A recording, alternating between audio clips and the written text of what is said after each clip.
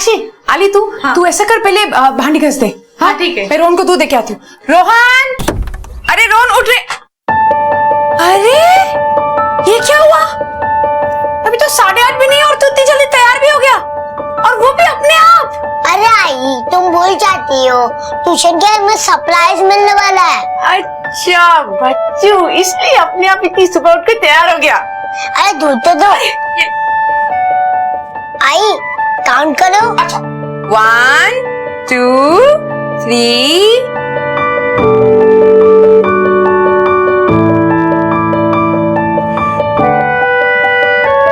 Good boy. ये लो, अब मैंने फिनिश कर दिया, अब मैं जा रहा हूँ।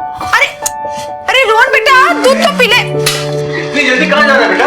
अरे पापा ट्यूशन जा रहा हूँ। ट्यूशन? मैं 9:30 बजे तक वापस आ जाऊंगा, आप तब तक ऑफिस में जाना। नहीं जाऊंगा बेटा, तू जब तक ट्यूशन से नहीं आएगा मैं यहीं वेट करूंगा तेरा। जल्दी से आजा, फिर सरप्राइज। मैं सरप्राइज रेडी रखना। सरप्राइज में तैयार रखूंगा, यहीं तेरा वेट करूंगा। जल्दी से आजा। ऑफिस में जाना। बिल्कुल नहीं जाऊंगा। चल चल जा। बाय। बाय।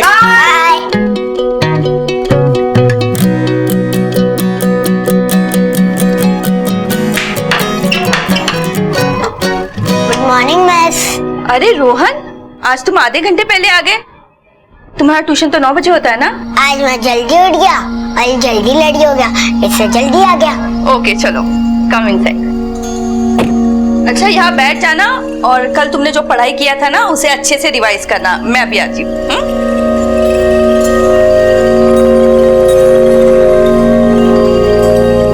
हो गया तुम्हारा? हाँ मिस, मैंने रिवाइज भी कर लिया, होमवर्क भी कर लिया। अब क्या करना है? Oh wow, very good. आज सब कुछ इतना फटाफट सॉल्व किया, क्या बात है? बाबा मुझे एक सरप्राइज देने वाला है। अच्छा, और वो सरप्राइज कब मिलेगा तुम्हें? ट्यूशन के बाद। ओह, इसीलिए आज तुम आधा घंटे पहले आए।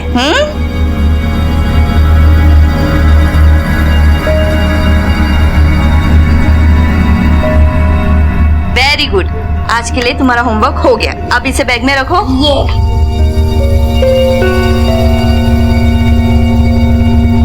मुझसे तो वेट नहीं हो रहा है रोहन की आंखों में वो खुशी देखने के लिए जब तुम उसे बताओगी कि हम उसे घुमाने कश्मीर लेके जा रहे हैं। पता है, तुम्हारे सरप्राइज के चक्कर में वो इतना एक्साइटेड था कि आधी रात तक सोया ही नहीं, और आज सुबह भी खुद उठकर अपने आप तैयार हो गया। अरे तुम मानोगी नहीं कि कब से वो स्नोमैन बनाना चाहता था, कब से वो बर्फ में खेलना चाहता था, लेकिन मेरी इतनी औकात ही नहीं हो पाई कि मैं उसे नासिक से भी बाहर कहीं घुमा लाऊं। अरे तो क्या हुआ अमन, अब तो हम उसे ले जा रहे हैं ना। शायद इसीलिए कहते हैं कि भगवान के घर में देर है लेकिन अंधेर नहीं है। अरे देर से याद है, 10 बज गए, अभी तक आया नहीं रोहन। अरे हाँ। पूछो कहाँ है। मैं अभी पूछती हूँ। मुझे ऑफिस के लिए देर हो रही है। हाँ प्रीति दीदी। रोहन की ट्यूशन खत्म नहीं हुई अभी तक? अरे वो तो कब की खत्म हो गई है, उसे जाके 40 मिनट हो गया। अमन, क्या हुआ? शोभा कह रही है कि रोहन को उसके घर से निकले 40 मिनट हो गए। 3 माला ऊपर चढ़ के आने में इतना टाइम तो नहीं लगता। अपनी नई साइकिल की क्लेज में नीचे गया होगा। मैं देख कर आती हूँ। चाबी? क्या हुआ? साइकिल की चाबी तो ये पड़ी है, फिर कहाँ गया होगा? अरे कल तक तो इतना एक्साइटेड था तुम्हारा सरप्राइज जानने के लिए। अरे प्रीति, बच्चा है वो। अब बच्चों का दिमाग हवा की तरह होता है, 2 मिनट यहाँ 2 मिनट वहाँ। मुझे लगता है मनन के घर गया होगा। हाँ। मैं अभी जाकर देखती हूँ।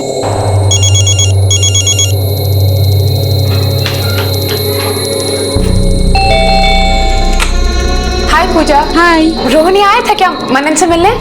मनन तो सो रहा है, और रोहन तो आज दिखा ही नहीं सुबह से। क्यों, क्या हो गया? सब ठीक है ना? हाँ नहीं, एक्चुअली वो ट्यूशन से घर वापस नहीं आया, तो मुझे लगा शायद मनन के पास आया हो। मैं शोभा से जाकर पूछती हूँ। हम लोग वीकेंड में कश्मीर पहुंचेंगे। अच्छा एक बात और, तब तक कुछ वेजिटेरियन रेस्टोरेंट्स के ऑप्शन निकाल के रखना आप लोग।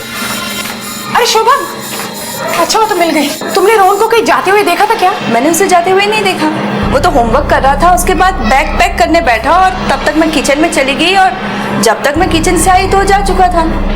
अरे वो तो सीधे घर जाने वाला था। मुझे बोल रहा था कि उसे बहुत बड़ा सरप्राइज मिलने वाला है, और बहुत ही एक्साइटेड था। अच्छा ठीक है, मैं नीचे जाकर देखती हूँ। अरे नहीं, हमें कोई एक्स्ट्रा बेड नहीं चाहिए। अरे हमारे साथ ही सोएगा वो। 7 साल का बच्चा है मेरा, बहुत छोटा है। रोहन,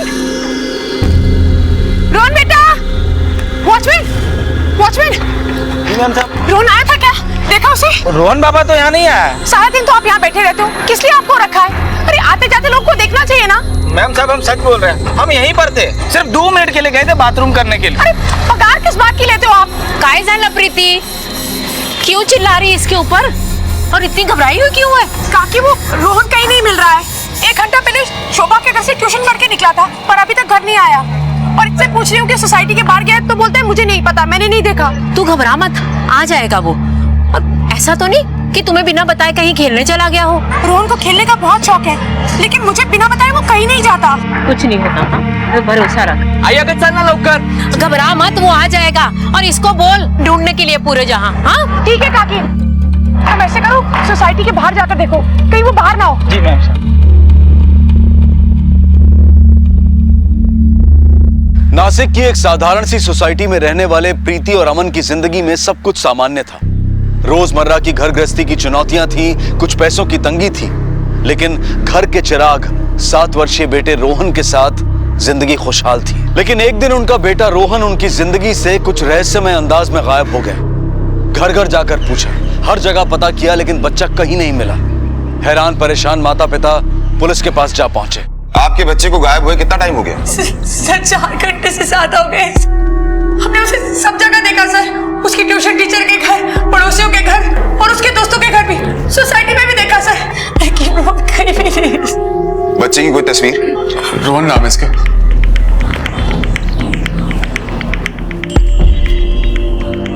अच्छा, ये आप लोगों से किसी बात पे नाराज तो नहीं था, मतलब गुस्सा या कुछ और? जी नहीं, बिल्कुल नहीं, बल्कि वो बहुत खुश था।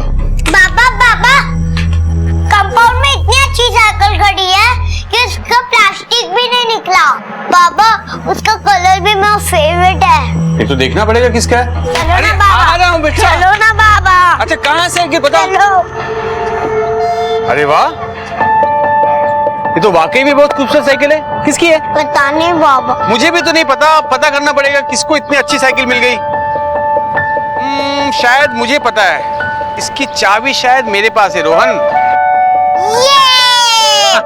बेटा, मैंने लास्ट ईयर प्रॉमिस किया था ना कि तुम्हें नई साइकिल दिलाऊंगा। जब तुम क्लास में फर्स्ट आए थे उस वक्त नहीं दिला पाया, इसलिए ये तुम्हारी नई साइकिल। I love you बाबा। आई लव यू टू बेटा।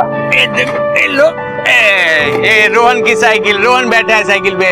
और सुनो, तुम्हारे लिए एक और सरप्राइज है। क्या बाबा? चल के देखते हैं। मेरा गिफ्ट, मेरा गिफ्ट, मेरा गिफ्ट, मेरा गिफ्ट। ये देखो। हैरी पॉटर है पापा। हाँ, खोल के देखो। अरे खोलो फटा, चलो खोल चल हमें खुद खोल के।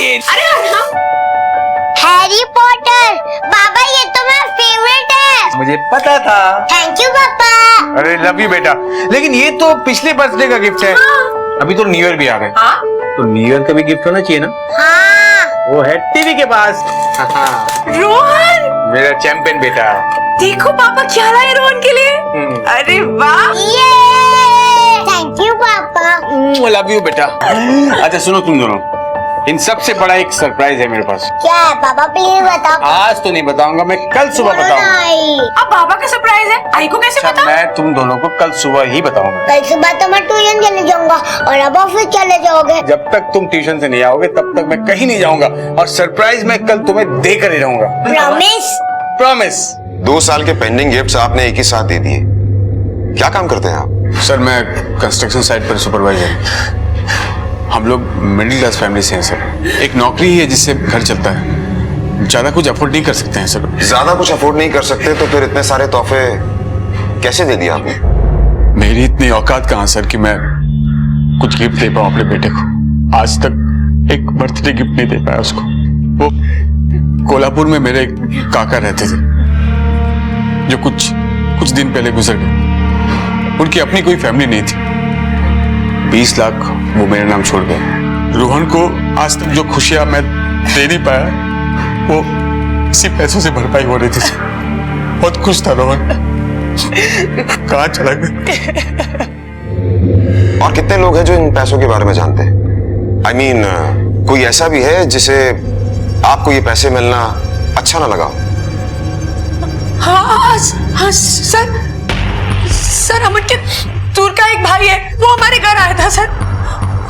वो अपना हिस्सा मांग रहा था सर, झगड़ा कर रहा था अमन से, और उसने ये भी कहा कि अगर हमने उसको उसका हिस्सा नहीं दिया तो अंजाम अच्छा नहीं होगा। कौन है ये भाई, कहाँ रहता है? वो कोल्हापुर में रहता है, चंदन साहब नाम है उसका, पर कुछ दिनों से यही नासिक में है, ऐश्वर्या लॉज में रुका हुआ है शायद। इस चंदन का नंबर है आपके पास? जी सर। आप जिस नंबर पर कॉल करने की कोशिश कर रहे हैं वो फिलहाल बंद है। सर उसका नंबर स्विच ऑफ है। आप चिंता मत कीजिए, आपका बच्चा मिल जाएगा।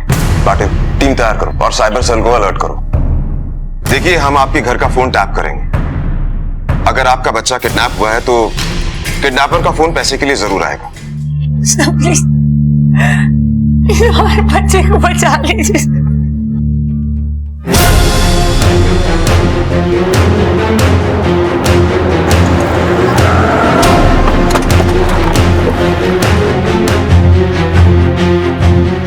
मैडम, चंदन सवे नाम का आदमी आपके होटल में रुका हुआ है, उसका रूम नंबर?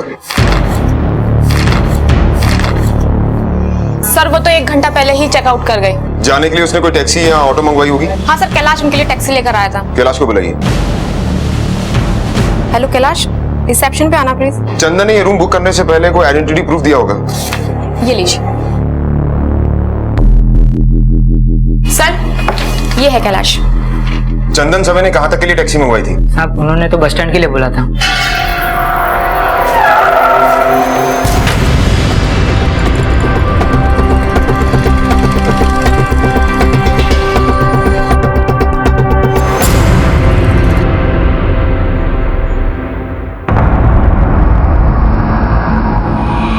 तेरा नाम चंदन है? हाँ साहब, लेकिन क्या हुआ? चल पुलिस स्टेशन। लेकिन क्या हुआ साहब? मैंने कुछ नहीं किया। अरे मुझे क्यों पकड़ के ले आ रहे हैं? लेके चलो इसे। सर मैं तेरा मोबाइल क्यों बंद है? फोन चार्ज करना भूल गया था साहब। मैंने कुछ नहीं किया है साहब। क्या बोला था तूने अमन को? पछताना पड़ेगा। हाँ? वो मेरे भी काका थे साहब। उनके आखिरी दिनों में सिर्फ मैं ही उनका हालचाल लेने जाता था साहब। कोई झांकने तक नहीं आता था साहब उधर। और ये अमन, इसने एक बार भी साहब फोन करके उनका हालचाल तक नहीं लिया। और मुझे बाद में पता चला कि काका का सारा पैसा अमन को मिल गया साहब। मुझे बहुत बुरा लगा था साहब। बस इतना कि तूने उनके बच्चे को किडनैप कर लिया? नहीं साहब, मैंने ऐसा नहीं, बिल्कुल नहीं किया साहब। मैं तो बस अपनी बात रखने के लिए अमन के घर गया था साहब। सारा पैसा तुम नहीं रख सकते। जैसे तुम उनके रिश्तेदार थे ना, वैसे मैं भी उनका रिश्तेदार था। अमन, आधा पैसा मेरे को देना पड़ेगा। हाँ मैं बता देता हूँ। देखो चंदन, तुम बेकार ही गुस्सा हो रहे हो। काका ने ये पैसे मुझे दिए हैं, इसका मतलब मेरा है। और काका ने कुछ सोच समझ के ही फैसला लिया होगा ना। इतने सालों तक मैंने ध्यान रखा उनका, समझा? चक्कर लगाता था उनका, और पैसा देने का बारी आया तो तुम्हारा पैसा तुमको दिया पैसा। ध्यान रखा, चक्कर लगाते थे। अरे काका को भी पता था और सबको पता था कि तुम किस मकसद के लिए चक्कर लगाते थे। देखो अमन, साफ साफ बात है, 20 लाख में से आधा हिस्सा मेरा पास। सराफत से पैसा दे दो मेरे को, नहीं तो मेरे को पैसा लेना आता है, मैं बता रहा हूँ। तुम ऐसे मेरा हक नहीं मार सकते। 2 दिन के लिए इधर होटल ऐश्वर्या में रुका हूँ। देखो 2 दिन का वक्त है, तुम सोच लो, वरना बहुत पछताना पड़ेगा, मैं बोल दे रहा हूँ। वो सब मैंने गुस्से में बोला था साहब। मैं क्रिमिनल नहीं हूँ साहब, और रोहन मेरे बेटे के जैसा है साहब। देख, तेरी कुंडली हम निकाल ही लेंगे। तेरे लिए अच्छा होगा कि तू सब सच सच बता दे। साहब आज सपन मैंने कुछ नहीं किया है साहब। मैं आपको बता चुका हूँ साहब। मैं ऐसा नहीं कर सकता हूँ साहब। तांबे, सर मैं हाथ जोड़ के आपसे विनती कर रहा हूँ साहब। मैंने कुछ नहीं किया है सर। सर इसके कॉल डिटेल्स के लिए बोल दिया है, कल तक आ जाएगा। और होटल में पूछताछ की है, किडनैपिंग के समय ये होटल में ही था। प्रीति और अमन के फोन टैप हो रहे हैं ना? हाँ सर, मोबाइल के साथ लैंडलाइन भी टैप कर रहे हैं। अपना एक साइबर सेल ऑफिसर उनके घर पे सेटअप कर रहा है। कहते हैं कि पैसा अच्छे अच्छों का ईमान हिलाकर रख देता है, फिर क्या अपना और क्या पराया। चंदन झूठ बोल रहा था या सच, ये तो जल्द ही पुलिस की तहकीकात से पता चल जाएगा। लेकिन रोहन के माता पिता पर जो बीत रही थी उसकी कल्पना भी नहीं की जा सकती। वक्त ने अजीब सा मजाक किया था उनके साथ। पैसों के अभाव में जी रहे इस परिवार के पास जब धन आया तो उनकी जिंदगी की सबसे बड़ी खुशी उनका बेटा कहीं खो गया। इतना तो साफ हो गया था कि इस अपराध के पीछे अमन का भाई चंदन हो या फिर कोई और, लेकिन रोहन को गायब करने के पीछे लक्ष्य सिर्फ वो पैसे ही थे। लेकिन ताज्जुब की बात यह थी कि फिरौती को लेकर अमन को अब तक कोई कॉल नहीं आया था, या फिर शायद आने वाला था।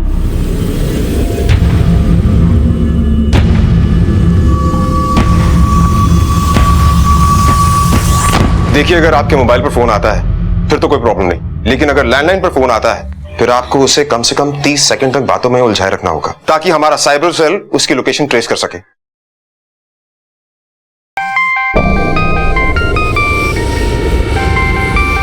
देखिए प्लीज।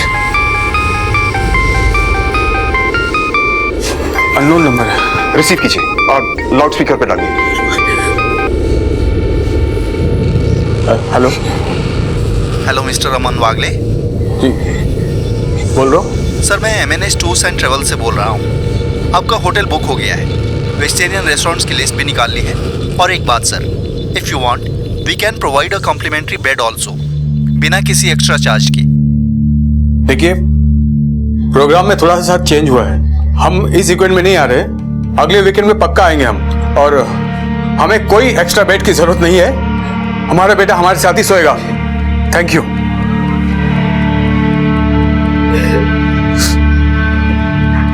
प्रीति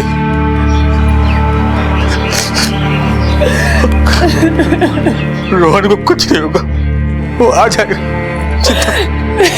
रोहन को वापस कुछ नहीं होगा उसको।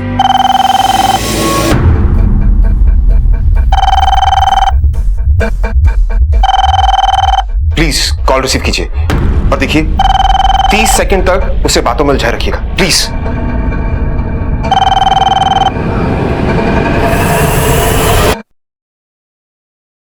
हेलो अमन।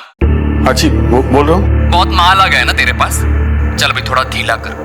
रोहन तेरे को वापस चाहिए ना? कौन बोल रहे हैं? क्या चाहिए तुम्हें? और रोहन तुम्हारे पास कैसे? कौन बोल रहे? बता रहा हूँ ध्यान से सुन। ज्यादा नहीं, रोहन को घर छोड़ने का सिर्फ 15 लाख लगेगा, वो भी कैश। कल फोन करके टाइम और लोकेशन बता देता हूँ। और सुन, अगर रोहन चाहिए तो पुलिस को दूर रखना, और डेड बॉडी चाहिए तो अभी जा सकता है। हमें कैसे मालूम कि रोहन तुम्हारे पास है?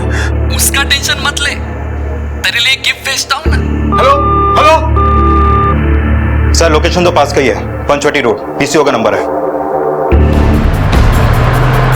सर ये बहुत बड़ी लीड मिली है, आधे घंटे पहले ही फोन आया है। अब तक तो वो किडनैपर निकल गया होगा, पर PCO वाले से डिस्क्रिप्शन मिल जाएगा।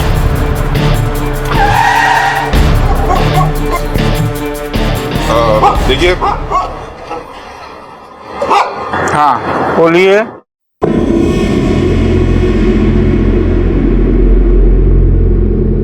देखिए हम पुलिस डिपार्टमेंट से हैं, आपसे कुछ इन्फॉर्मेशन चाहिए। पूछिए। 1 घंटा पहले किसी ने यहाँ से फोन किया था, आप उसे जानते हैं? नहीं साहब, वो 1 घंटा बहुत टाइम होता है, उसमें तो बहुत से लोग आके चले गए, और फिर मैं कैसे किसी को पहचान सकता हूँ?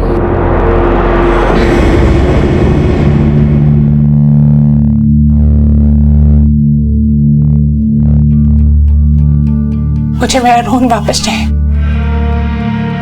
प्लीज उसे वापस ले।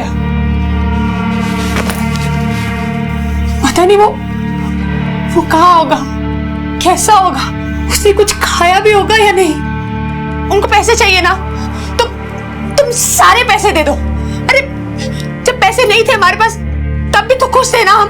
प्रीति बात पैसे की नहीं है, अरे मैं सारे पैसे देने के लिए तैयार हूं, लेकिन यकीन कैसे करोगी उन पे? अगर उन्होंने पैसे लेकर भी रोहन को वापस नहीं किया तो? देखो पुलिस कार्रवाई कर रही है, वो सब ठीक हो जाएगा। याद है ना उन्होंने क्या कहा था कि अगर हमने पुलिस को बताया तो वो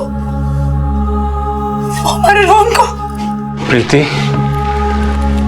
ऐसा कुछ नहीं होगा, मैं सब ठीक कर दूंगा, रोहन आ जाएगा, तुम हिम्मत रखो बस।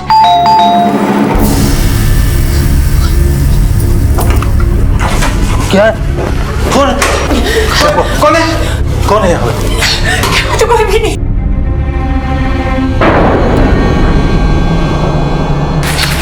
क्या है? किसका है? रोहन का। रोहन की टी-शर्ट जो से कल पहनी थी। ये आगे जाया। बेटा रोहन। बेटा रोहन बेटा। ये कौन? एक काम करो, सुनो, तुम गेट की तरफ देखो, मैं टेरेस पे देखता हूँ। ठीक है।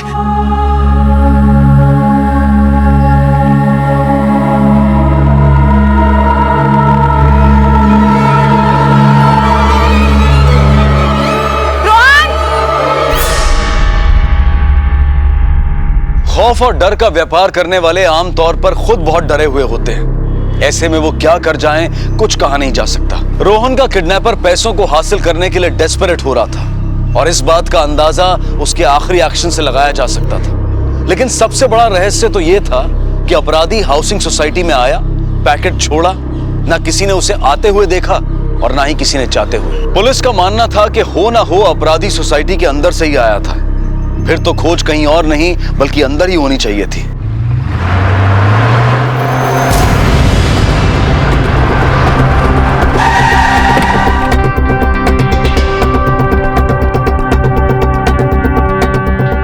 कमाल की बात है सर, इस बिल्डिंग में कोई आता है, एक पैकेट छोड़कर जाता है और 20 सेकंड में गायब भी, और उसे किसी ने देखा भी नहीं।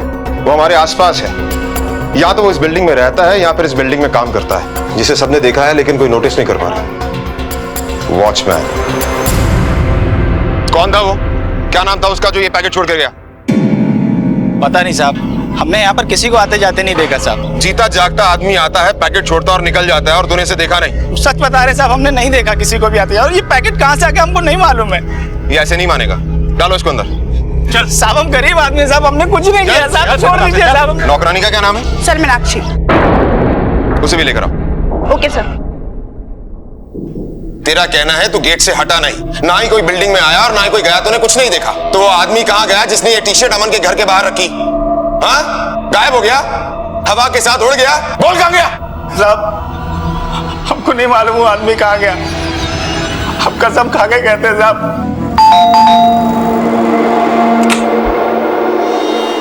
तुम्हारे बिल्डिंग से बच्चा गायब हुआ है, पता है? हाँ सुना था है, लेकिन कुछ ज्यादा पता नहीं। हाँ, एक रात पहले मैंने उसे देखा था, फिर दूसरे दिन सुबह प्रीति उसे ढूंढ रही थी, फिर पता चला कि अचानक गायब हो गया। वो लड़का कौन है?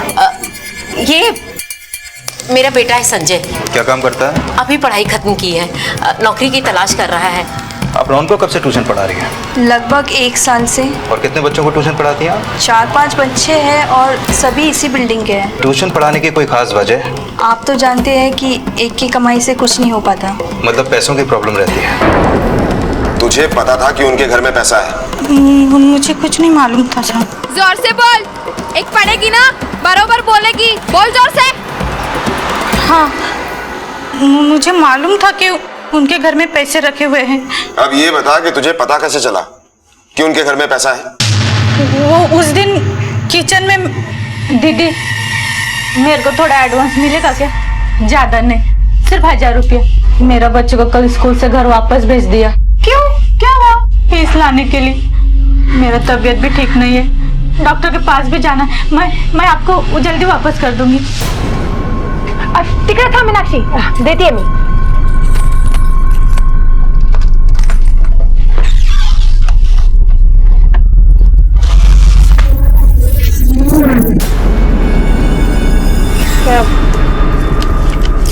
ये रख। दीदी मेरे को तो 1000 चाहिए, 2000। अरे तू रख ना, तेरे को बच्चे के स्कूल का फीस देने का है ना, डॉक्टर के पास भी जाना है और फिर दवा भी तो लेना है। आजकल दवाई कितना महंगा आता है मालूम है तेरे को? अब अगले महीने में एडजस्ट करेंगे, ठीक है? अब अपनी किडनैपिंग का प्लान बता, किसके साथ बना है किडनैपिंग का प्लान? बोल, रोहन को कहाँ रखा है? आप ये क्या बोल रहे हो साहब? मैं रोहन पापा को अपने बच्चे के जैसा प्यार करती हूँ, मैं उसको कैसे? नहीं साहब, मैंने कुछ नहीं किया, मुझे कुछ नहीं मालूम, मुझे कुछ नहीं मालूम, मैंने कुछ नहीं किया, मैं सच बोलती हूँ साहब, मुझे कुछ नहीं मालूम।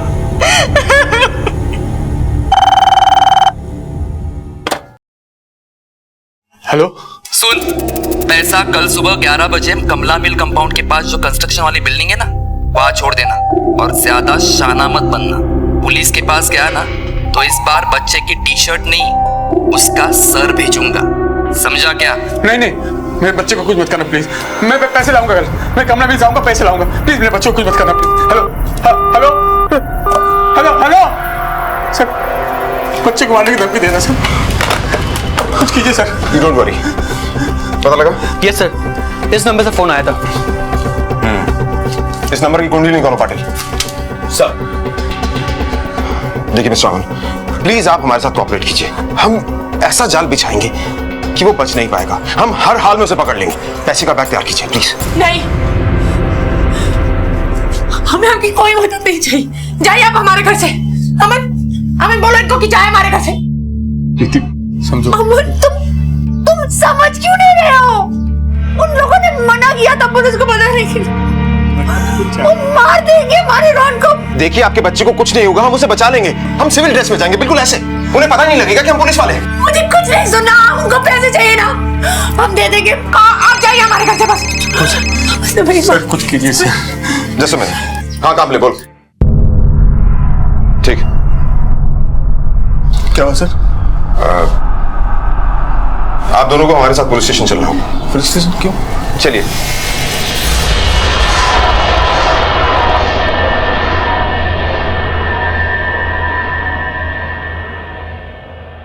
इस बैग को पहचानती हैं आप?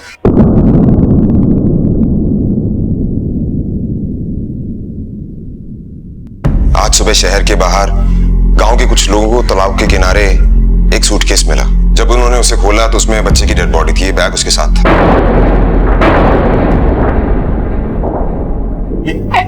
ऐसा एंग्री बर्ड्स वाला बैग तो मेरे रोहन के पास भी था, लेकिन सर ये मेरे रोहन का नहीं है। अरे ऐसा बैग बहुत कॉमन है, सब बच्चों के पास होता है। नहीं, अरे नहीं अमन, ये बॉटल भी बहुत कॉमन है सर। मेरे रोहन को कुछ नहीं हुआ सर।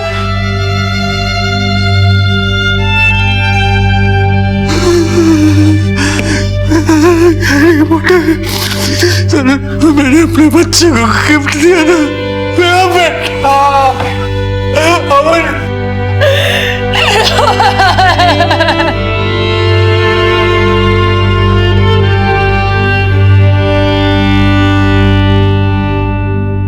अमन और प्रीति की दुनिया एकाएक अंधेरे में खो गई।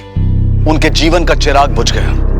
सिर्फ चंद रुपयों के लिए किसी ने उनके आशियाने को तहस नहस कर दिया। प्रीति और अमन के केस में अचरज की बात तो यह थी कि अपराधी ने बिना पैसे लिए ही रोहन को मार दिया, लेकिन क्या वो अब भी बच पाएंगे?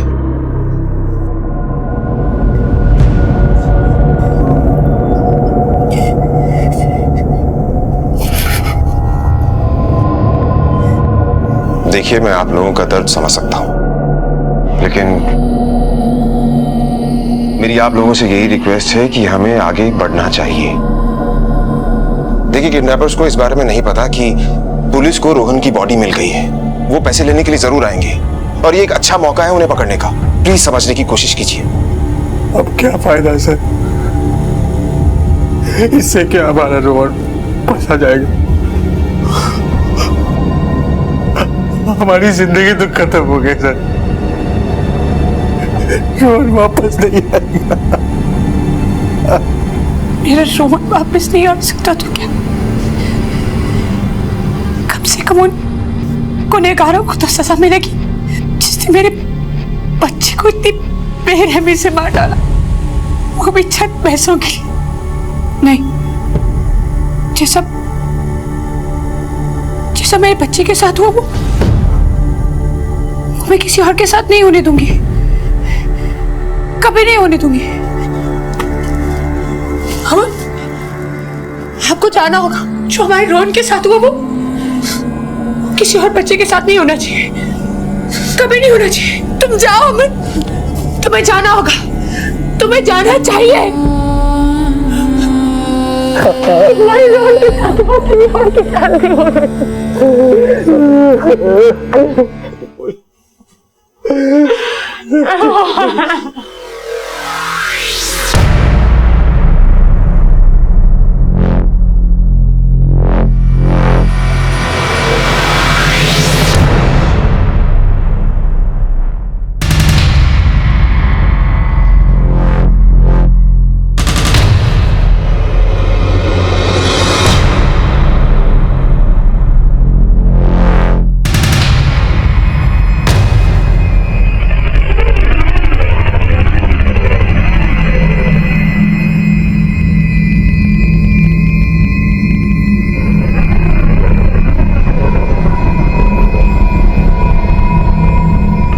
Patil, be alert. Yes sir.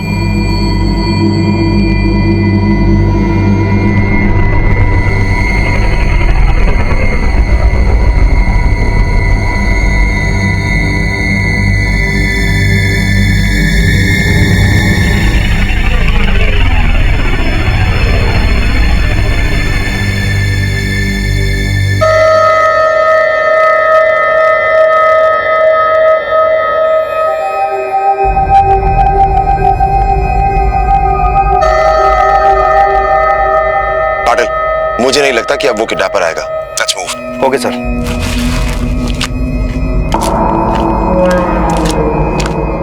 Sir लगता है कुछ गड़बड़ है। सामे बैग उठाओ।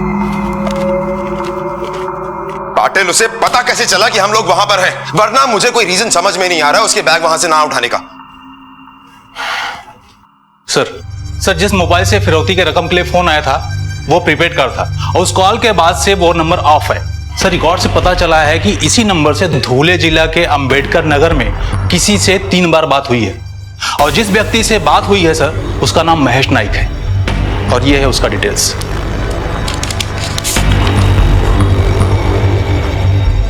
हमें भी धूले के लिए निकलना होगा। कौन था ये महेश नायक और कहां था ये महेश नायक? पुलिस के सामने इस वक्त एक सस्पेक्ट था, एक आरोपी था। इस बात के प्रमाण थे कि फिरौती का कॉल उसी के मोबाइल से आया था, लेकिन अब भी इन तथ्यों की कड़ियां जुड़ नहीं रही थी। पुलिस की पिछली तहकीकात का एक पहलू अब भी अनसुलझा रह गया था।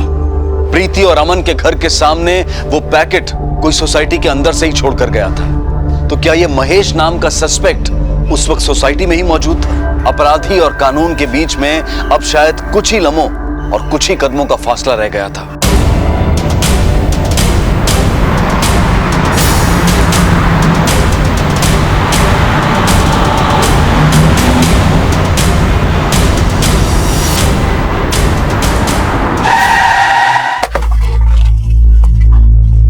आइए सर, आइए, थोड़ा आगे आइए सर, यही हो घर। अरे यहाँ तो ताला लगा हुआ है। सर उस औरत से पूछते हैं। सुनिए जरा। बोला साहब। ये सामने वाले घर में ताला बंद है, क्या आप बता सकती हैं ये लोग कहाँ गए हैं? नहीं साहब, माहित नहीं। आपको कुछ आइडिया है कि इस घर में कौन रहता है, क्या करता है, क्या नाम है उसका? नाम तो नहीं पता, पर हाँ ये आदमी अजीब सा है, अकेला रहता है, कोई फैमिली भी कभी देखी नहीं उसकी। पता नहीं क्या करता है क्या नहीं करता है, कुछ पता नहीं चलता। इससे पहले कब देखा था? ये सोमवार से तो वो आया ही नहीं है। पाटिल, हम लोग सही ट्रैक पर हैं। एक काम करते हैं, इस घर की तलाशी लेते हैं। जी सर। चलिए। तांबे। Yes sir. तोड़।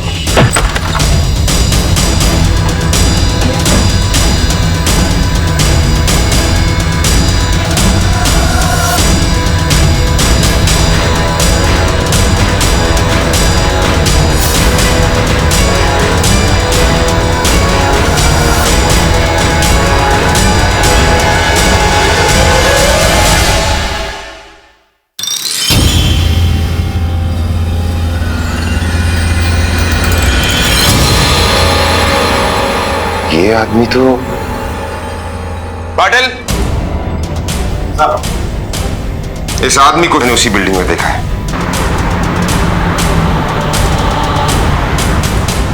इस तस्वीर को सब लोग ध्यान से देख लो। ये वही आदमी है। बिल्डिंग में जाकर बिल्डिंग के हर फ्लैट, हर आदमी से पूछताछ करो। ये आदमी हमें वही मिलेगा।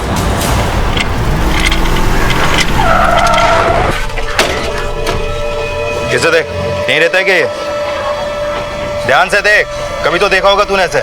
नहीं साहब, इनको तो हम कभी नहीं देखे और ना ही इस बिल्डिंग में रहते हैं ये।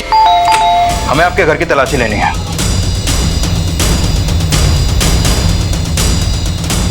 सर कोई नहीं है। इस आदमी को पहले आपने कभी देखा है? इसे जानती हैं? नहीं, मैंने कभी नहीं देखा इसे। मैं नहीं जानती हूँ। Are you sure? हाँ, नहीं देखा इसे कभी। देखिए, हम इस आदमी की तलाश कर रहे हैं, इसलिए इस बिल्डिंग के सारे फ्लैट चेक कर रहे हैं।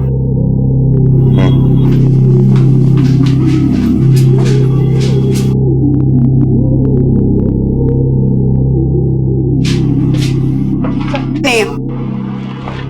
सर इनके अलावा इस घर में कोई नहीं है।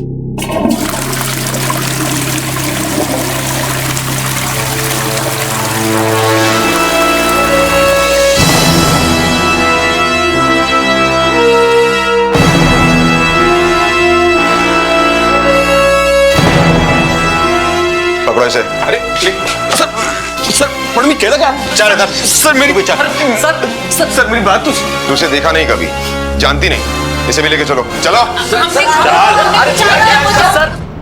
एक एक पैसे के लिए मुशक्कत करनी पड़ी। संजय बहुत छोटा था जब इसका बाप हमें छोड़कर चला गया। मैंने अकेली ने इसे पढ़ाया लिखाया, पाल पोस के बड़ा किया। सोचा कि ये कुछ बन जाएगा तो मेरी जिंदगी संवर जाएगी, पर नहीं, संजय भी अपने बाप की तरह निकम्मा निकला। हर वक्त घर में सोते रहना, कोई काम ना करना। मैं सोचती थी कि कब ये कुछ बनेगा, कब कुछ करेगा, कब मेरे दिन संवरेंगे।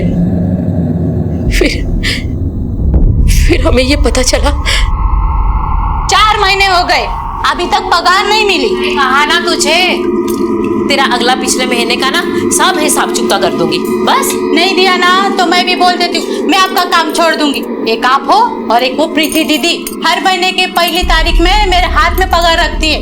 मैंने उनको एक बार 1000 रुपया मांगा तो उन्होंने मुझे 2000 दिया, वो भी एडवांस।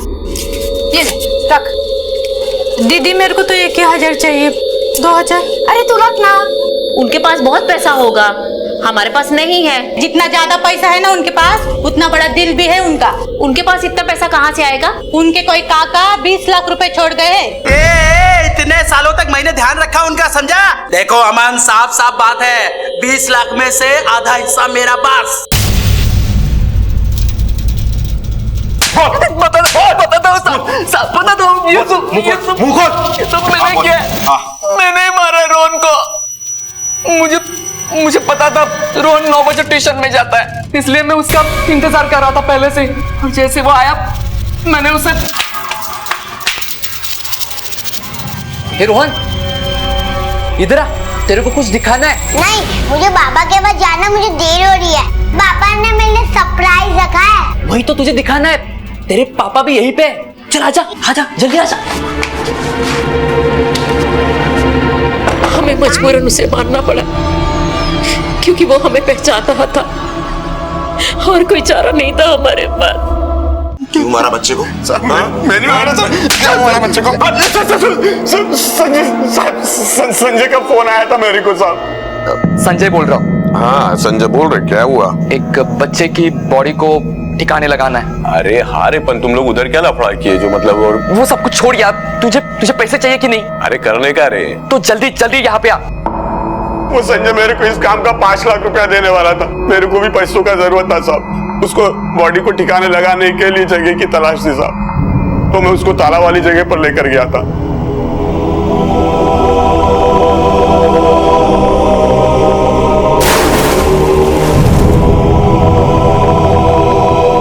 तुझे तो पता लग ही गया होगा कि बिल्डिंग में पुलिस आती जाती है, तो फिर तूने अमन को फोन करके ये क्यों कहा कि पुलिस को इन्फॉर्म मत करना? ताकि आपको शक ना हो कि हम इसी बिल्डिंग से बोल रहे हैं। तो फिर पैसा उठाने के लिए क्यों नहीं आया? संजय इधर आ, वो देख।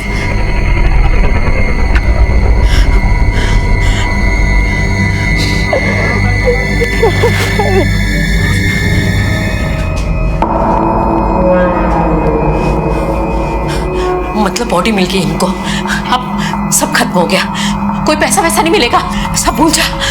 पैसा तो दूर की बात है, अब फांसी के फंदे के बारे में सोच जिसमें तू लटकने वाला है। रोहन की हत्या भारती और संजय ने उसकी ट्यूशन खत्म होने के 15 मिनट बाद ही कर दी थी। उसकी बॉडी को बैग में डाला, टैक्सी में लेकर गए और तालाब में फेंक दिया।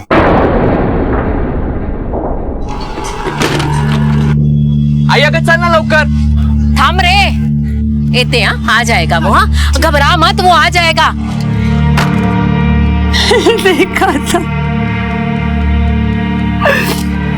मैं वही खड़ी थी, मेरे सामने वो बैग को खाई में डाल के लेके, लेकिन उसी के पता था कि मेरा रोहन,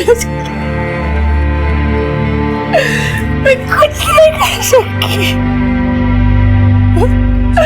मैं कुछ नहीं कर सकी। अब देखना चाहिए।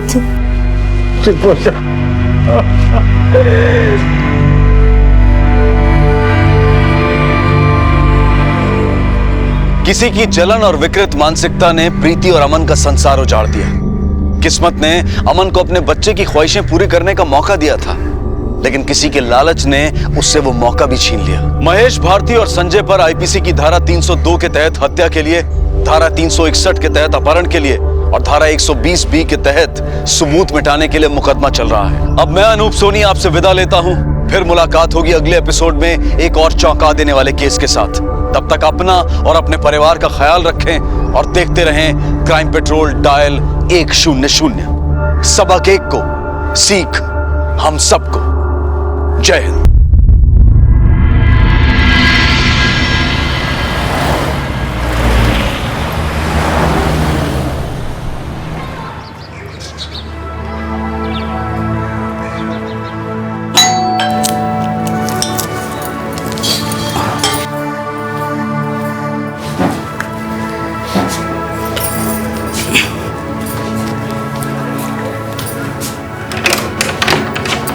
अरे तू नमस्कार आई।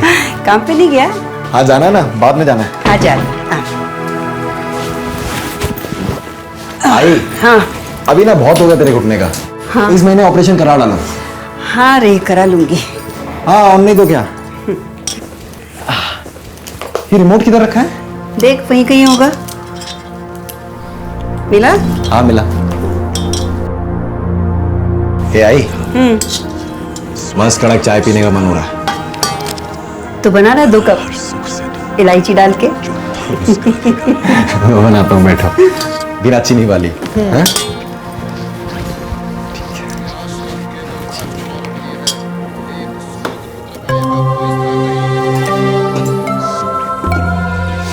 आई हाँ स्वीटी स्कूल नहीं गई क्या? अरे नहीं, उसका बुखार नहीं उतरा अब तक। क्या हुआ? वैसा पानी पी रहा था और पूरा पानी मेरे ऊपर आई। अभी हंसो मत, मेरे को ठंड लग रही है कुछ पहनने के लिए। तो जा ना, बेडरूम में जा और अलमारी में दिनेश के कुछ कपड़े हैं, पहन ले।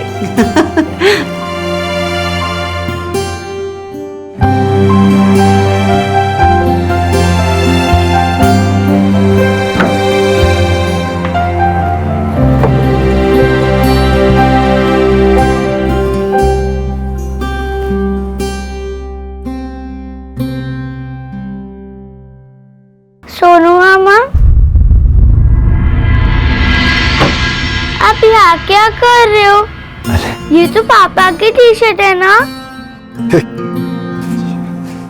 स्वीटी बेटा तुम सो जाओ।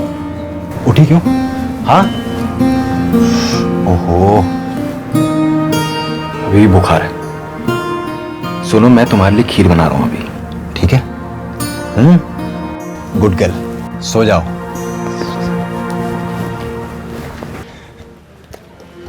ये ठीक है ये? अरे तुझे तो एकदम ठीक हो गया। आपका बैंक वाला काम हो? अरे कहाँ, वो चल ही रहा है बस। कहते हैं अभी आधार कार्ड का फोटो ठीक नहीं है। जाने क्या क्या, ये सरकारी काम कोई आसान होते हैं? पीछे लगो तब जाके कहीं होता है। जाने तो क्या बिगड़ता है, आधार कार्ड नहीं है।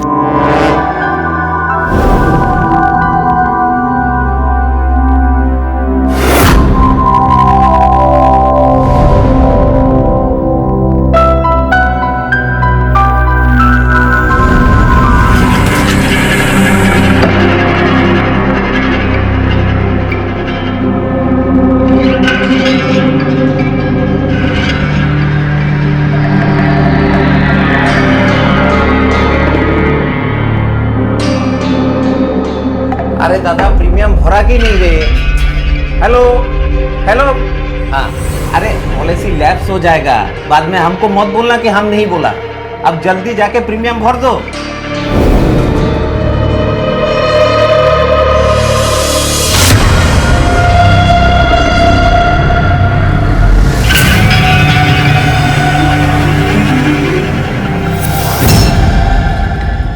शहरों में जितनी तेजी से लोग बढ़ रहे हैं उतनी ही तेजी से लोगों के बीच की दूरियां बढ़ रही हैं। हमें अक्सर ये नहीं पता होता कि हमारे पड़ोस में क्या हो रहा है। ऐसी स्थिति में जो बड़े बुजुर्ग अकेले रहते हैं वो अपराधियों के लिए आसान शिकार बन जाते हैं, और अगर अपराधी कोई करीबी इंसान हो तो खतरा और भी बढ़ जाता है। लक्ष्मी वागले सोनू को अपने बेटे जैसा मानने लगी थी। बड़ी आसानी से उन्होंने सोनू पर इतना भरोसा कर लिया था कि वो सोनू को घर की हर छोटी बड़ी बात बताने लगी। लेकिन इस तरह के अंधविश्वास का अंजाम कभी कभी जानलेवा साबित हो सकता है।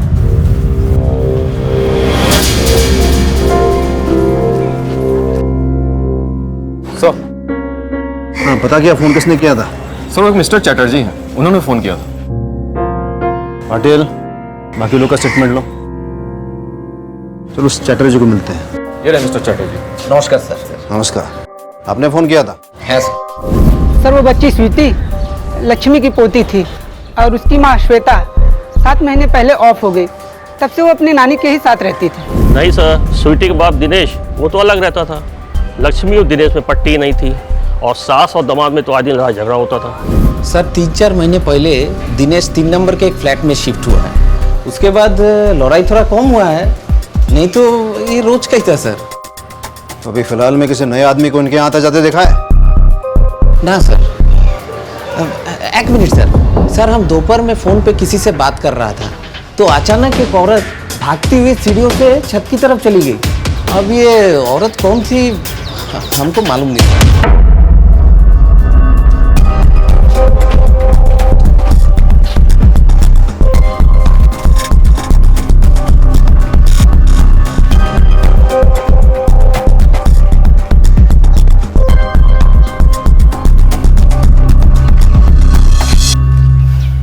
सावंत, एक चीज नोटिस की तुमने? छत इंटरकनेक्टेड है। हाँ सर, और छत के जरिए एक बिल्डिंग से दूसरी बिल्डिंग में आराम से आ जा सकते हैं। छत का चप्पा चप्पा स्कैन करो, हो सकता है खून के छींटे, जूतों के निशान या फिर कोई और सुराग मिल जाए। जी सर। चल। चैटर्जी साहब, ये छत हमेशा खुली रहती है क्या? हाँ सर। तुम कौन हो? मैं सर सोनू, ये 2 नंबर बिल्डिंग में रहता हूँ। 2 नंबर तो यहाँ क्या कर रहे हो? मैं सर, फैमिली जैसी थी मेरी ये। लक्ष्मी आई को आई बुलाता था सर मैं। स्वीटी मामा बोलती थी सर मेरे को। मैंने मना किया था आई को कि दिनेश को घर से बाहर मत निकालो। किस बात पे लड़ाई होती थी दोनों की? किस बात पे क्या सर? दिनेश का चक्कर चल रहा था सर, सलोनी के साथ। सलोनी कौन है? मेरे को लगा आपको मालूम होगा सर। सलोनी बार डांसर है सर, यही बाइकोला में रहती है। दिनेश शादी करना चाहता था इसके साथ, लेकिन आई सख्त खिलाफ थी कि शादी नहीं होगी। आखिरी बार कब देखा था उसे? यही 1-2 दिन पहले सर। आज नहीं तो कल तो मरेगी ना। ये प्रॉपर्टी पैसा किसका? मेरा। उसमें से 1 लाख रुपए तो मांग रहा हूँ, क्या प्रॉब्लम है? मेरी बेटी आईसीयू में थी और तू इसके साथ? कुछ भी भूली नहीं हूं मैं। अरे 1 लाख क्या 1 रुपया नहीं दूंगी मैं तुझे इस नचनिया पे लुटाने के लिए। और देखते रहना, सारा पैसा मैं स्वीटी के नाम कर जाऊंगी। तू ऐसे नहीं मानेगी बुढ़िया। अब देख मैं तेरे से कैसे पैसा निकलवाता हूँ। चल सलोनी।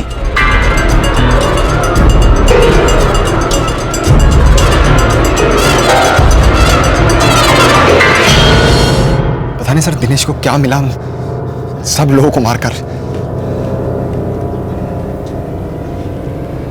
सावंत, उस दिनेश और सलोनी को उठा लो, देखते हैं क्या निकलता है। उनके सर के पीछे किसी भारी भरकम चीज से चोट की गई थी। इतनी बुरी तरह की खोपड़ी फट गई। उसके बाद पेट में 7 बार चाकू से वार किया। फिर उस मासूम बच्ची का गला काटकर उसे भी मार दिया। अपराधी ना ताला तोड़ के घुसा, ना ही कोई हाथापाई का निशान है। मतलब कि जो भी लक्ष्मी जी के घर में घुसा वो उनके जान पहचान का ही था। तुम्हारे पास तो उनको मारने का पक्का मोटिव भी था। जितनी नफरत तुम अपने सास। क्या कह रहे हैं सर? सास को छोड़िए, मैं अपनी बेटी को मार दूं? क्यों? दिनेश की सास और उसकी बेटी, उन दोनों के रहते हुए तुम दोनों शादी नहीं कर सकते थे और तुम दोनों को लक्ष्मी की प्रॉपर्टी भी चाहिए थी, इसलिए दिनेश ने उन दोनों को हमेशा हमेशा के लिए रास्ते से हटा दिया। नहीं सर, दिनेश वैसा आदमी नहीं है सर। वो तो स्वीटी से बहुत प्यार करता था। इतने साल के सर्विस में मैं एक बात सीख गया हूं कि लड़की और लालच, इन दोनों के चक्कर में इंसान वो काम कर जाता है जिसे करने से पहले शैतान भी 2 बार सोचे। तो फिर क्या तुमने मारा स्वीटी को? नहीं सर, मैं कैसे मार सकती हूँ स्वीटी को? वो तो मेरी बेटी जैसी थी सर, और स्वीटी भी मुझे बहुत लाइक करती थी। आई शपथ सर, मैंने नहीं मारा उसे। उस दिन तुम काम पे नहीं गए थे तो कहाँ थे तुम? उस दिन मैं सलोनी के साथ उसके घर पे था सर। अच्छा, तुम तो इधर थी ना, लक्ष्मी जी के घर पे। उनके पड़ोसियों ने तुम्हें छत पे जाते हुए देखा था जब तुम मर्डर करके वहां से भाग रही थी। नहीं सर, झूठ है ये। मैं तो अपने घर पे थी उस टाइम। आप चेक कर सकते हैं सर। इस बार ऐसे चाल खेली है ना मैंने, देखना पुलिस झक मार के इन दोनों के पीछे ही जाएगी। ये क्या बाबा आदम के जमाने का डिजाइन है, मुझे नहीं पसंद। हाँ तो तुम्हारे लिए है ही नहीं, पसंद कैसे आएगा? मतलब फिर किसके लिए ये? मोहम्मद अली रोड पर एक दुकान है, तुम ये सारा सामान वहां पर लेके जाना और बेच आना। ये सब? हाँ, ये सब अपन बेचेंगे तो पकड़े नहीं जाएंगे क्या? समझदार तो तुम हो। समझदार हो तो मैं अजीब चीजें करता। हटो, अपने आप को ज्यादा स्मार्ट समझते हो क्या? ये लो शर्ट पहनो।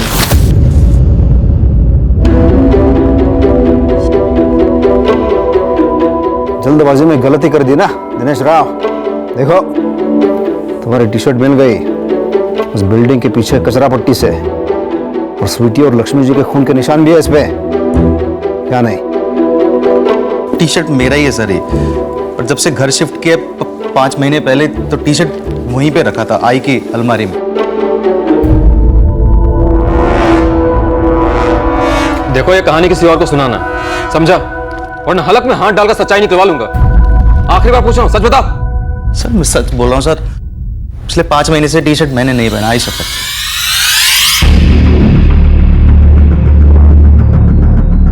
कॉल रिकॉर्ड की सबसे वारदात के वक्त सलोनी का फोन बाइकला में था, और उसी वक्त इस मोबाइल से फोन भी किए गए थे सर।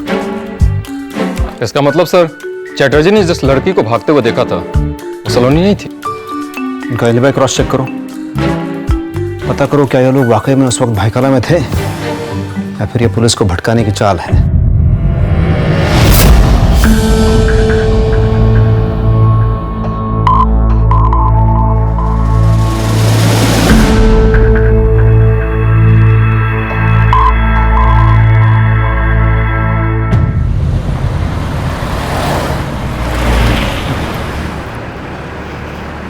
सर, टी शर्ट पर डेट 5 महीने पहले की है। बिल्डिंग के बाजू वाले धोबी से पूछा तो उसने बताया कि उसी का लिखा हुआ है। दिनेश ने भी कहा कि पिछले 5 महीनों से उसने यह टी शर्ट नहीं पहनी क्योंकि लक्ष्मी जी की अलमारी में थी। सर, दोनों के बयान मैच कर रहे हैं। ये भी तो हो सकता है सावंत कि पिछले 5 महीनों में दिनेश कभी भी लक्ष्मी के यहाँ जाके अपनी टी शर्ट ले गया हो, या फिर उसने खुद ने यह खून नहीं किए बल्कि किसी और से करवाए हैं। तो अब सर और रगड़ना है उनको? नहीं, वो दिनेश और सलोनी को छोड़ दो। अभी तक हमारे हाथ ऐसे सबूत नहीं लगे हैं जिसके बिना पर हम उन्हें यहाँ रोक सके, लेकिन जल्दी ये लगने वाले हैं। मैंने ऐसी चाल चली है कि पुलिस झक मरा के भी उनके पीछे जाएगी। थोड़े डींगे मार रहे थे ना, छूट गए दोनों। अब दूसरा इंतजाम करेंगे। सोनू का दिमाग देखा नहीं है तुमने? पता नहीं क्या दिखाओगे तुम। मेरी तो डर के मारे जान ही सूखी जा रही है। एकदम कसम से कह रही हूँ मैं, बहुत डर लग रहा मुझे। एक के बाद एक गलती किए जा रहे हो तुम। एक गलती को छिपाने के लिए दूसरी, और दूसरी को छिपाने के लिए तीसरी। कोई गलती नहीं किया मैंने, और मैंने जो भी किया ना हम दोनों के लिए किया। अगर अपन फंसे डूबे तो एक साथ डूबेंगे। सोनू एक खतरनाक रास्ते पर निकल चुका था। कानून से आंख में चोली खेल रहा था। शक के दायरे में और भी लोग थे, लेकिन उनका भी मोटिव साबित नहीं हुआ था। इसलिए सूझबूझ दिखाते हुए पहले पुलिस ने इस केस के दूसरे पहलुओं की जांच की और फिर उल्टी तरह से सोचना शुरू किया। अब वो चोरी किए गए माल को ट्रैक करते हुए मुजरिम तक पहुंचना चाहते थे। कुछ अपराधी ऐसे होते हैं जिनके लिए ये नशा सा बन जाता है, पर अपराधी चाहे कितना भी शातिर क्यों ना हो, वो ये भूल जाता है कि जुर्म की जिंदगी छोटी होती है और उसका अंजाम दर्दनाक। अब देखना यह था कि घबराहट में सोनू क्या कोई ऐसा कदम उठाएगा जिससे पुलिस को उस पर शक हो जाएगा, या फिर वो पुलिस को चकमा देने के लिए कोई दूसरी तरकीब निकाल लेगा। सावंत सर, हमें पता करना है लक्ष्मी की प्रॉपर्टी असल में थी कितने की। देखो कोई बैंक डॉक्यूमेंट या फिर पासबुक मिला तो। जी सर। चल। तुम्ही इकडे बघा.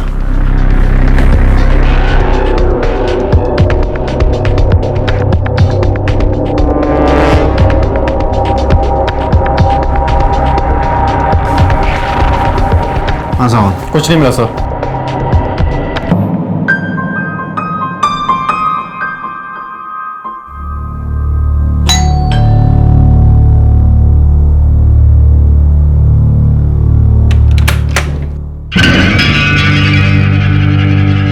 अरे सर, आप लोग यहाँ पर? कुछ पता चला आप लोगों को कि किसने किया? हाँ, चल जाएगा पता. पर तुमसे एक हेल्प चाहिए थी. हाँ, तुम तो लक्ष्मी जी के काफी करीब थे ना? फिर तो तुम्हें पता होगा उनका अकाउंट कौन से बैंक में था. सर, मैं करीब जरूर था, लेकिन ये बैंक अकाउंट की बातें, ये सब ये घर वालों को ज्यादा पता होती हैं. अब था तो मैं पड़ोसी. दिनेश को जरूर पता होगा अगर आप उससे पूछेंगे तो. दिनेश होता है यहाँ पर तो आपको पता चल जाता, लेकिन है नहीं वो यहाँ पर. अच्छा, कहाँ गया वो? कुछ पता है?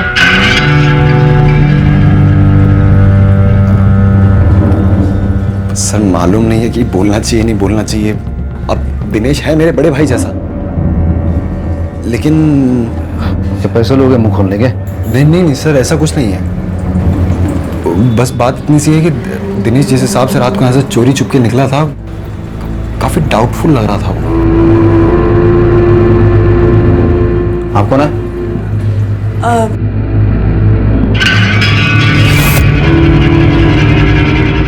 ये मेरी भाभी है. नमस्ते. नमस्कार.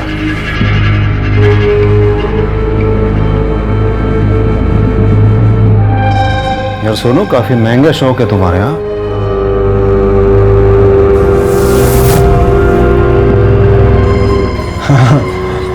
हाँ सर, वो थोड़ा बहुत मुझे म्यूजिक का शौक है. तो वो काम क्या करते हो तुम? काम तो सर मैं सेल्समैन हूँ. पावर ऑप्टिमाइजर बेचता हूँ घर घर जाकर. ये मेरे भैया हैं. हाँ जी. हाँ, आप लोगों को लग रहा होगा कि सेल्समैन की सैलरी में कैसे इतना सब कुछ. भैया अमेरिका में रहते हैं. हाँ, वहाँ से हर महीने पैसे भेजते हैं, तो सब कुछ सब चाय. अरे भाभी, दो कप. नहीं, सुनो, चाय कॉफी फिर कभी. बस इतना बताओ, तुम्हें पता है लक्ष्मी जी का अकाउंट कौन से बैंक में था? नहीं सर, सच में मुझे मालूम नहीं है, लेकिन अब बताइए ना क्या बात है. सर, एक आइडिया है. बिल्डिंग के मेंटेनेंस का चेक जनरली सेक्रेटरी के पास जाता है, शायद उन्हें पता हो. हाँ, चैटर्जी अंकल को पता होगा, वो इस बिल्डिंग के सेक्रेटरी हैं. हाँ, मैं लेके चलता हूँ आपको. चलिए. चल. नमस्कार. सर, लक्ष्मी जी का एसबीआई में अकाउंट था. का पेमेंट वगैरह सब क्लियर है? है सर. लक्ष्मी जी का मेंटेनेंस का पेमेंट हर महीने के 5 तारीख को आ जाया करता था. ये फोटो कब की है? 4 साल पहले का है सर, गणेश उत्सव का. क्या देख सकता हूँ मैं? है सर.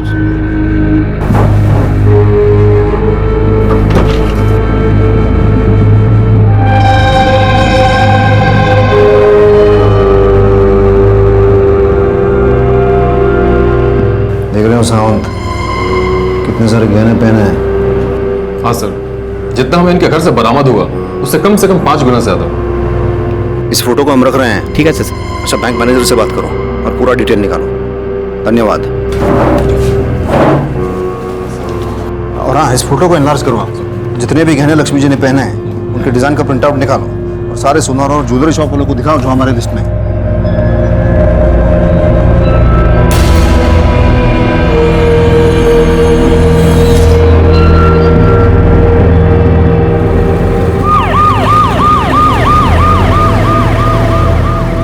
सावंत, एक बात शुरू से खटक रही है मुझे कि दिनेश हमेशा अपने सास से झगड़ता था पैसे को लेकर, और सोनू ने भी बताया कि दिनेश और सलोनी लक्ष्मी से लड़ाई करते थे गहने और पैसों को लेकर. तो तुम्हें क्या लगता है दिनेश, मतलब सास तो फिर भी एक बार ठीक है, अपनी खुद की बेटी का खून करेगा?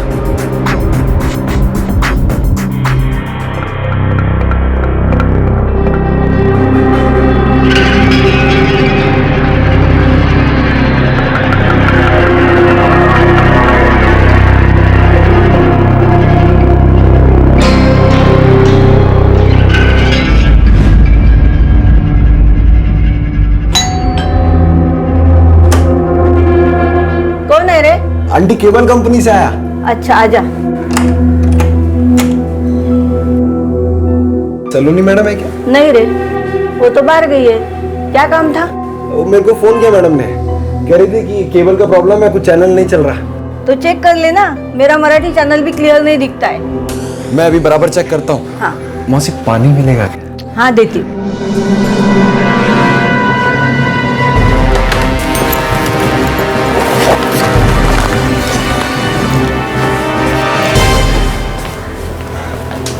ये क्या प्रॉब्लम था बेटा? वो पीछे का प्लग ढीला हो गया था। अच्छा अभी मराठी चैनल पे चलेगा। अच्छा अभी आप फोन करना कुछ प्रॉब्लम हो तो। हाँ हाँ नमस्कार। सुनो हाँ? प्लीज ऐसे कहीं चलते हैं ना। तुमने कहा ना कि पुलिस को उस गहनों का डिजाइन मिल गया है। उन्हें पुलिस को तुम पे शक हो गया तो? किसी के बाप से नहीं डरता मैं। तुम देख लेना, पुलिस मुझे टच तक नहीं कर पाएगी। हाँ, ये मुंबई में नहीं रह सकते कहने, ना इन्हें यहाँ पर बेच सकते, ये एक प्रॉब्लम है। तो सुनो सुनो, जब तक मामला ठंडा होता है तब तक प्लीज रुक जाओ ना, प्लीज। 2.5 लाख का कर्जा है मेरे सर के ऊपर, कौन चुकाएगा? तू टेंशन मत ले, मैं हूं ना, मैंने बात कर ली है। मैं कानपुर जाऊंगा, ये सब गहने लेकर मैं कानपुर जाऊंगा, वहां बेच दूंगा और आ जाऊंगा वापस, बस। और तब तक पुलिस गेट पे आ गई तो क्या बोलूंगी मैं पुलिस को? तुम्हें कुछ बोलने की जरूरत नहीं पड़ेगी, मैं खुद उन्हें कह के जाऊंगा कि मैं कानपुर जा रहा हूं। तुम्हें पता है ये जो तुम्हारा दिमाग है ना, इसी के पीछे पागल हूं मैं। अच्छा, तुम देखना, पागल होगी पुलिस। सर सर मुझे 1 हफ्ते के लिए कानपुर जाना था। वो क्या है कि मेरे घर वालों ने मेरी सगाई पक्की कर दी है सर। अरे वाह, मुबारक हो। Thank you sir, thank you. ये मेरा कानपुर का एड्रेस है और ये कानपुर का नंबर है, मेरा फोन नंबर। तो आपको जैसी भी जरूरत हो आप मुझे फोन कर लेना सर। बस इतना ही है कि स्वीटी और आई को इंसाफ मिलना चाहिए सर। अरे तुम इसकी चिंता मत करो, अपना तो रिकॉर्ड है, न ही किसी मुजरिम को कभी छोड़ा है और न ही किसी बेकसूर को सजा दिलाई है। और जिसने ही तेरी आई और स्वीटी को मारा है ना, वो नहीं बचेगा। हाँ sir, thank you.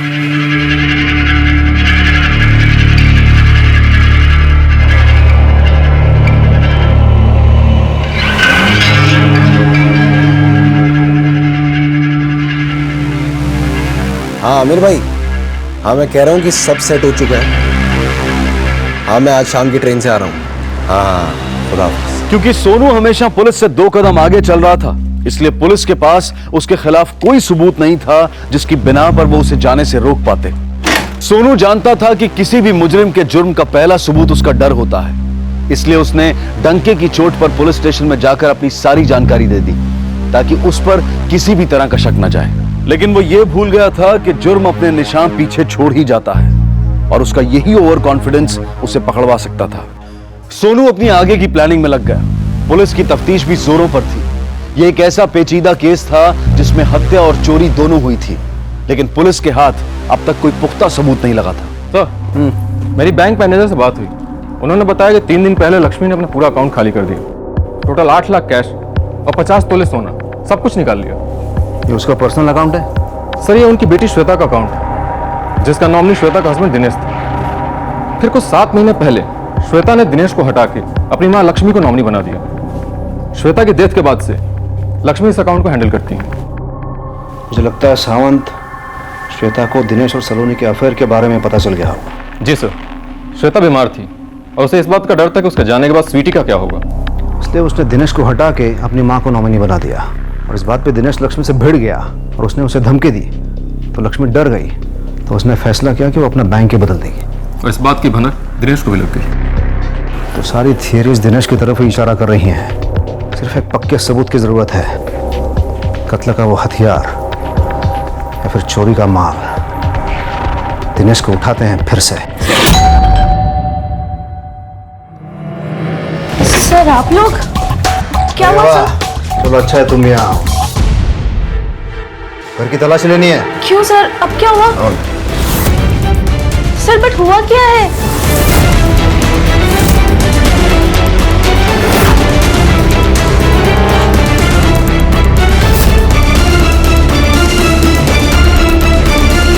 Sir cash और ज्वेलरी। मुझे नहीं पता कहाँ से आया। आई शपथ सब। बाकी का पैसा ज्वेलरी कहाँ है दिनेश? सर मुझे नहीं पता सर। ये लोग ऐसे नहीं बताएंगे। ले चलो इन दोनों को। चल सर नहीं सर, चल एक मिनट सर। सर चल। क्या हुआ सर? कोई प्रॉब्लम?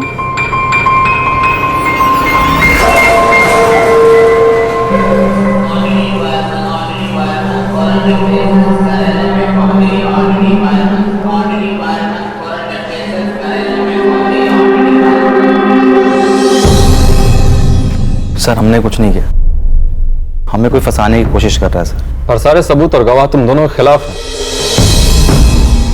तो अगर तुम बचना चाहते हो तो ये बताओ कौन तुम्हें फंसा सकता है? पता नहीं सर, मैंने किसी का क्या बिगाड़ा है सर। अच्छा तुम्हें पता था तुम्हारी सास अपना बैंक बदलने वाली थी?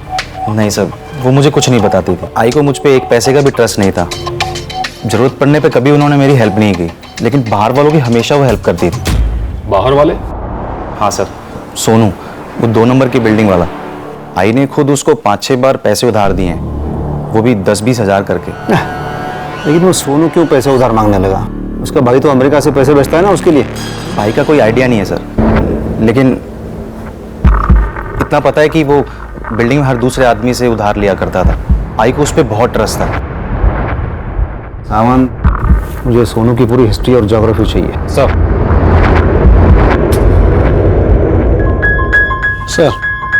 सर चोरी हुए गहनों में से एक डिजाइन को आइडेंटिफाई किया गया है। मोहम्मद अली रोड के एक सुनार को ये बेचा गया था। साहब 4 दिन पहले एक औरत आई थी ये गहने बेचने के लिए। मुझे 1% डाउट हुआ, पर मैंने कुछ नहीं बोला। डाउट किस बात का? साहब एंटीक मराठी जाड़े गौती स्टफ के गहने अगर एक बुर्का पहने औरत बेचने के लिए आती है तो डाउट तो होगा ना सर। घर में सीसीटीवी कैमरा नहीं है क्या? नहीं साहब, छोटी दुकान है, कैमरा नहीं है। अरे पब्लिक की सेफ्टी के लिए रूल्स बनाए हैं। साहब गलती हो गई, माफ कर दीजिए। कल तक अगर यहाँ पे सीसीटीवी कैमरा नहीं लगा ना तो तुम्हारा लाइसेंस कैंसिल करवा दूंगा। ये पंचनामा करके ये सब गहने जब्त करो। सर, कानपुर वाले मिश्रा जी का फोन आया था। सोनू ने जो नंबर और एड्रेस हमें दिया है वो सही है। मुझे लगा ही था। अरे तो फिर से आ गया। सुधर जा। वो मिश्रा से को उस पर नजर रखें। और बाकी कुछ डिटेल पता चला? सर सोनू को ऑफिस से कॉल सीट्स मिले हैं। वारदात वाले दिन यानी कि 4 तारीख को वो शाम तक कांदीवली में ही था। सर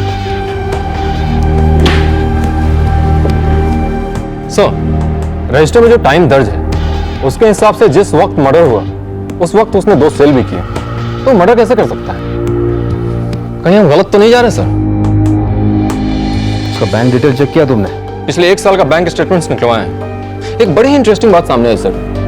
शुरू के 7 महीनों में पहली तारीख को उसके भाई के फॉरेन अकाउंट से 1 लाख रुपए ट्रांसफर हो जाते थे, लेकिन पिछले 4 महीनों से 1 भी रुपया नहीं आया और आज की तारीख में लगभग उसका अकाउंट खाली है। हाँ, तो इसीलिए वो हर किसी से पैसे उधार मांगता रहा। तो दिनेश वाज राइट। लेकिन उसके भाई ने अचानक पैसे भेजना बंद क्यों कर दिया? सर इसका जवाब तो उसका भाई ही दे सकता है। उसके फॉरेन अकाउंट से उसका नंबर निकालते हैं, सोनू के भाई से कांटेक्ट करते हैं।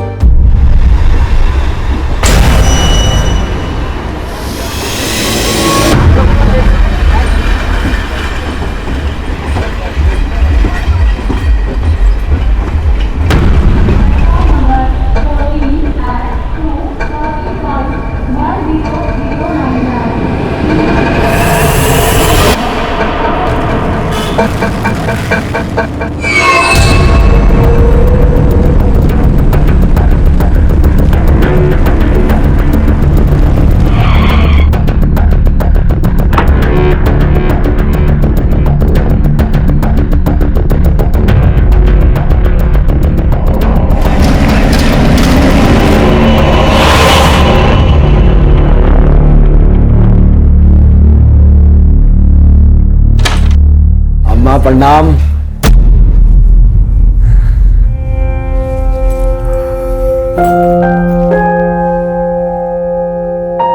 क्या हुआ? मुंह भी बुला के बैठी हो? सब ठीक है मुंबई में? कहा ठीक है, उस चुड़ैल ने अपनी चंगुल में फांस लिया है तुझको। अरे अम्मा, तुम हर बार एक ही बात क्यों करती हो? हाँ, छोड़ दो। तू उसे छोड़ दे और कानपुर वापस आ जा। अरे क्या रखा है बम्बई में? अम्मा, बम्बई में जिंदगी है मेरी, पैसा है वहां पर। मुझे आप लोगों की तरह कुएं का मेंढक बन के नहीं रहना है यहाँ पर। तो हर बार एक ही बात की रट लगाना छोड़ दो आप।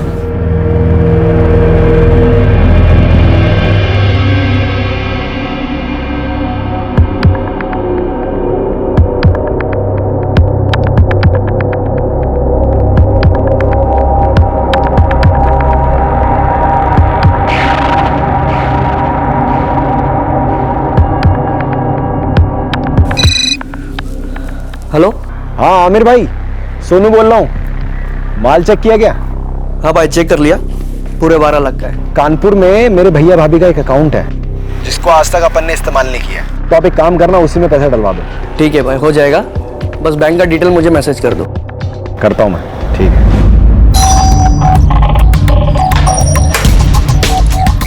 बेटा पापा है? हाँ एक मिनट पापा। मिस्टर भोसले जी, क्या आपने इस महीने की 4 तारीख को पावर हाउस कंपनी का ऑप्टिमाइजर खरीदा था? 4 तारीख को? हाँ हाँ, क्यों? इसी सेल्समैन से खरीदा था। चेहरा तो याद नहीं है मुझे, लेकिन वो सेल्समैन की दाढ़ी थी, इतना याद है मुझे। हेलो।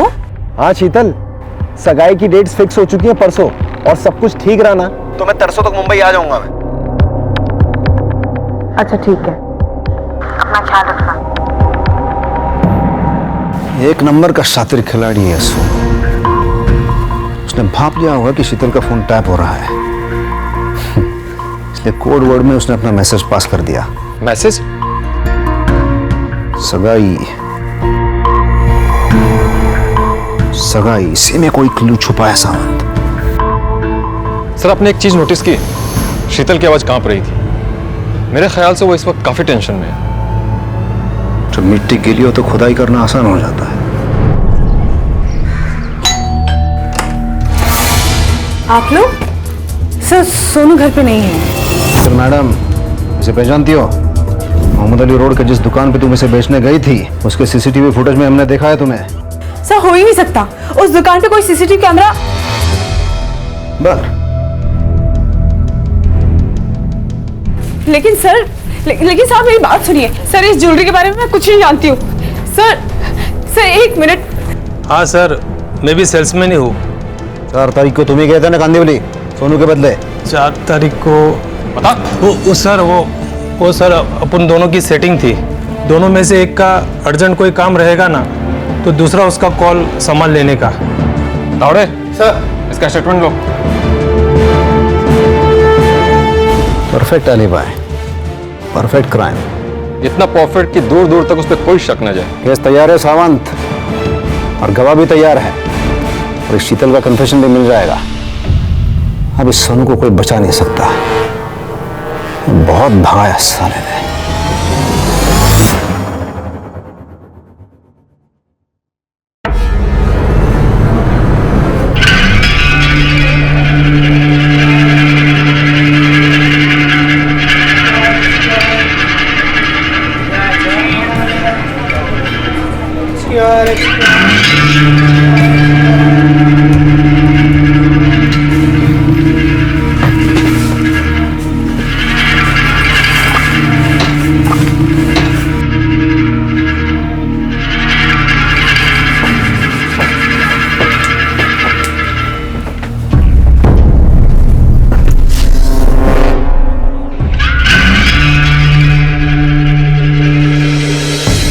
अरे आप लोग यहाँ पर से? हाँ, तेरी सगाई में आए हैं। लेकिन तेरी सगाई तो टूट गई ना, तो अब कहाँ जा रहा है तू? तुम ही से पूछ रहे हैं, बताओ। मैं कुछ समझा नहीं सर। अच्छा, हमें कैसे पता कि तुम यहाँ मिलोगे? मैं आपको खुद बता के आया था सर कि मैं कानपुर आ रहा हूँ। यहाँ मतलब इस वक्त इस कंपार्टमेंट में। आवड़े, तेरा ये दोस्त आमिर,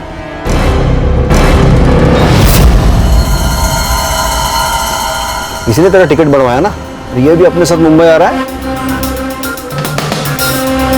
और हाँ, वो कुछ गहनों के बारे में बता रहा था, तुम्हें पता है इसके बारे में कुछ? शीतल ने सब कुछ बता दिया।